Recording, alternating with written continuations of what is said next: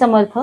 आज आपण बघूया मस्तपैकी अशी आपली बारीक मेथीची भाजी. पण ह्याच्यामध्ये पण मी ना मागे एक तुम्हाला भाजी दाखवलीच आहे, पण ह्याच्यामध्ये पण मी कांदा लसूण घालणार नाहीये. उपासाला आपण मस्त खाऊ शकतो अशी भाजी. पहिला इथे मी कढई तापत ठेवली, आपण त्यात तेल घालूया. थोडंसं हिंग, मिरच्या, तेल थोडं तापतंय, थोडंसं जिरं आणि इथे आपण घालूया धुवून अशी कापलेली आपली बारीक मेथीची भाजी. आता थंडीचा सीझन आहे, बारीक मेथी खूप सुंदर आणि एकदम फ्रेश येते. इकडे आपल्या चवीप्रमाणे मीठ टाकूया.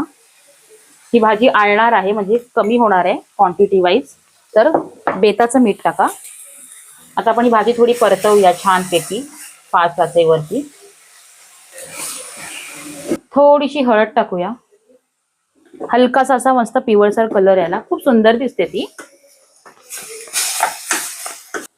आता हे मी खवणलेलं ओला नारळ घेतलाय, तो असा भरपूर टाकायचा. आपण कांदा लसूण नाही वापरत आहे, पण खोबरं असं पालेभाजीला भरपूर असं पाहिजेच. मस्त वाटते आणि चवीलाही सुंदर लागते. चांगलं मिक्स करून घेऊया. पालेभाजीला जास्त पण परतवायचं नाही, ती थोडी अर्ध कच्चीच चांगली वाटते, खायला पण छान लागते. त्याचे सत्व सगळे तसेच चांगले राहतात. खूप तुम्ही जर परतवली, पूर्ण फ्राय केली, तर त्याचे काय जीवनसत्व त्यात राहत नाही. तर ही आपली अशी झालेली आहे बारीक मेथीची भाजी.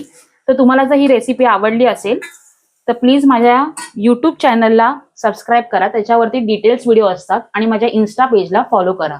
बाय.